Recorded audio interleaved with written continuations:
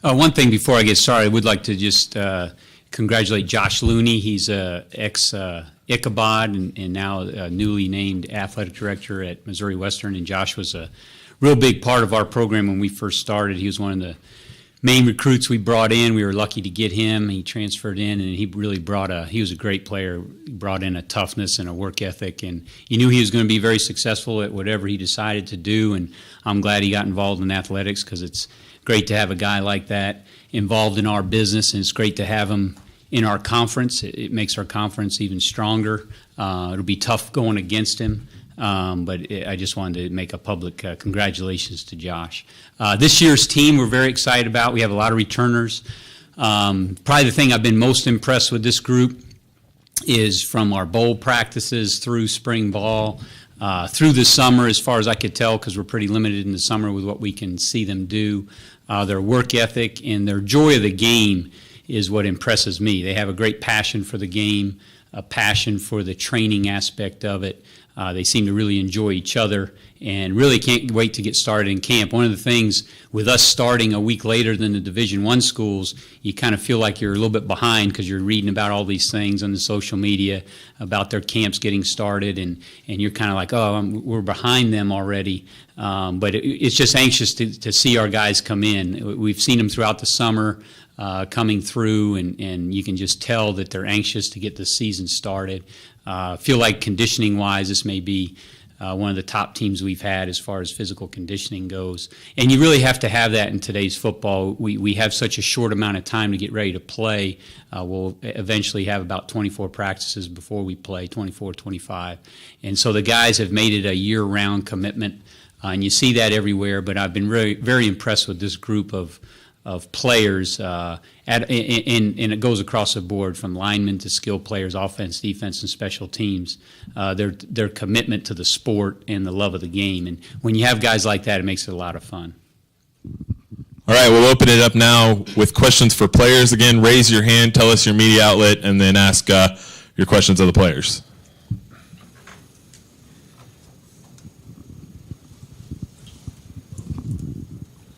Rick Peterson Jr. with the Capital Journal. Bob, you guys returned most of your offensive line. I mean, how much of an asset is that to have that kind of rapport with the rest of your line mates? Oh, it's huge. The past couple of years, we've had freshmen come in and had to throw them in the fire off the bat, which kind of hurts, but we also did pretty well with that. But having everybody come back is amazing.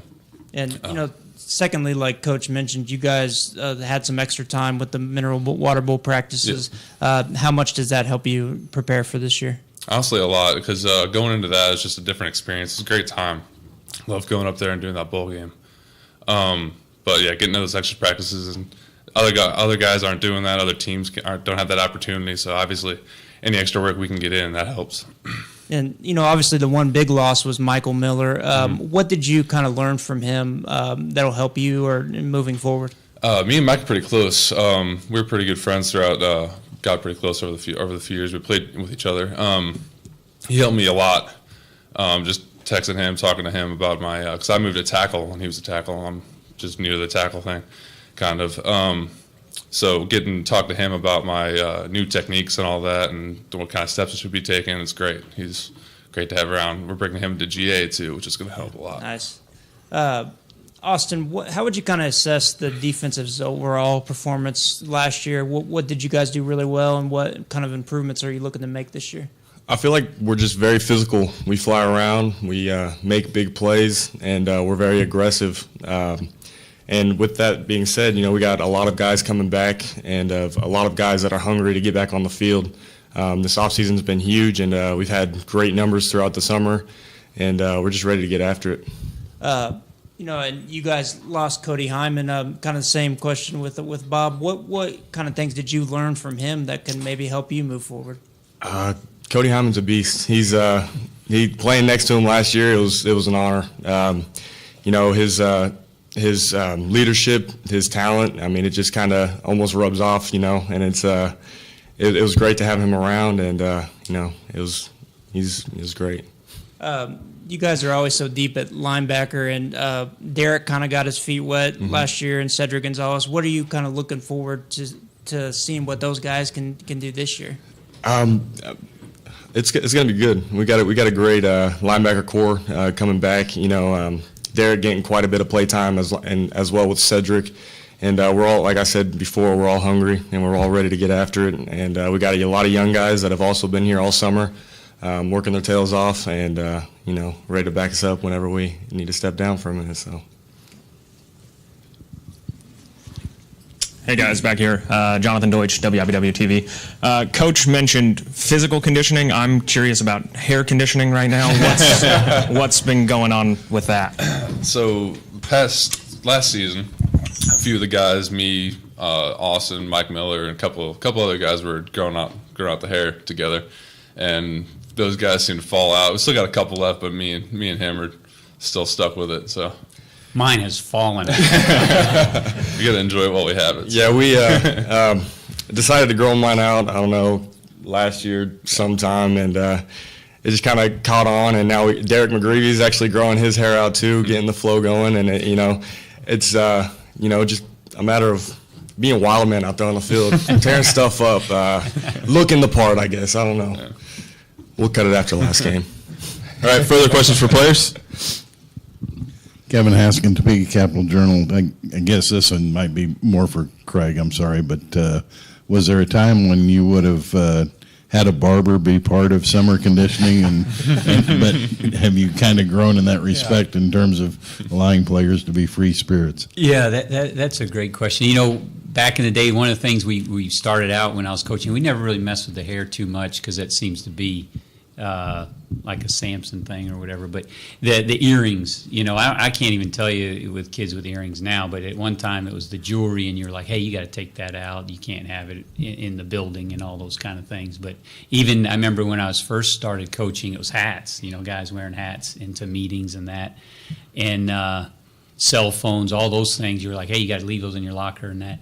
But anymore, it's just a part of them. I don't even know if I recognize if they have earrings or hats on or anything like that. So yeah, probably changing with the times is probably smart. You pick your battles, and if it's something that they feel important about and makes them more confident, getting that mode to be a player as a coach, you kind of go along with it. All right, we'll open it up now for questions for players or coach.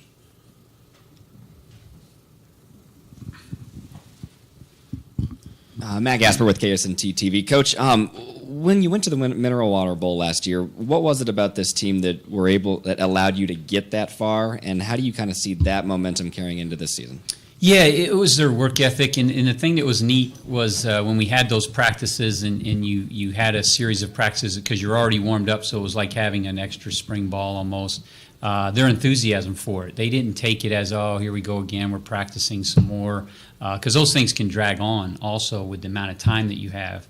But their attitude and passion for the game, and even the weight workouts leading up to that were good. And so when they have that kind of energy, I'd say their energy to practice and prepare is really outstanding. And then it just seemed to flow through our spring. When we in January, when you come in, all teams lift and condition, and you get ready for spring practice. This group, as a coach, when you walked into the weight room, it was a fun experience. Sometimes you'd walk into the weight room and a guy's getting chewed out or the energy's not good. You never had that with this group, and a lot of it was with these two sitting here and others. There's pretty good leadership in that mode, and David Troop's our strength and conditioning coach, and you can tell when he's in a good mood, things are usually have gone well because he's around them a lot, and he usually had a smile on his face, and that's not always the case. And so when your strength coach is happy, usually that means the guys have worked really hard. And I anticipate, coming into camp and us being able to attack practice really well and not having to slow down at all.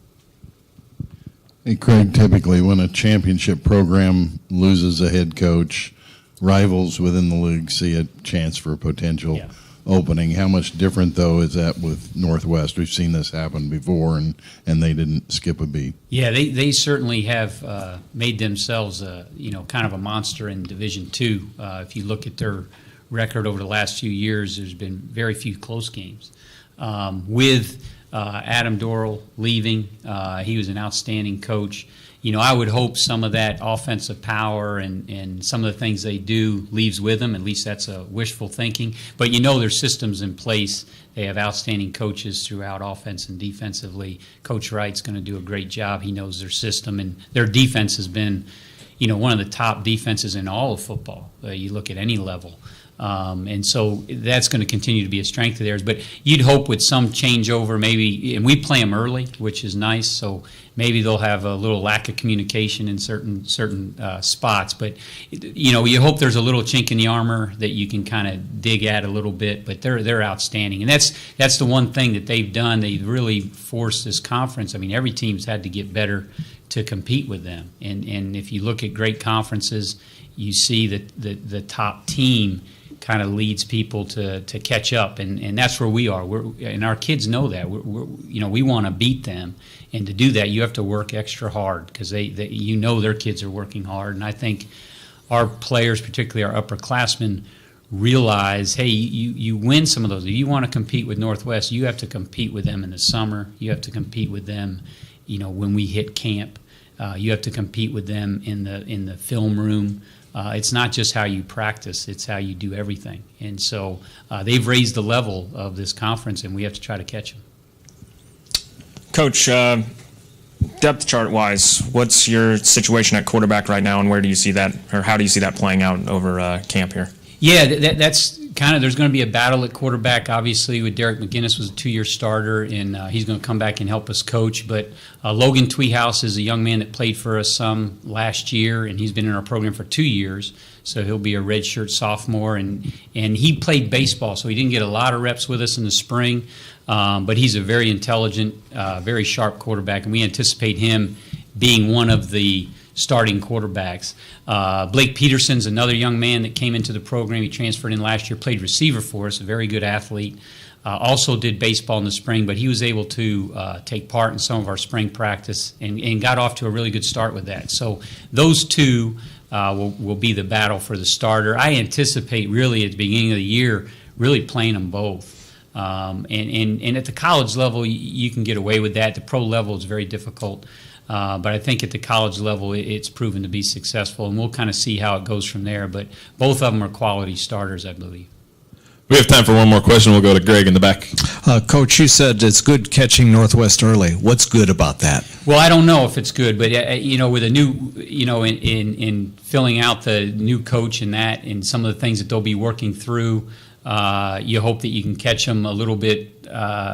Maybe they're not as prepared as they would have been, week 5, week 6, week 7 as they get that staff together. Because you've had a coach that's been there and led them to, 3 national championships and has been in that system for a while. You lose some of that game prep, some of that leadership that Coach Dorrell has.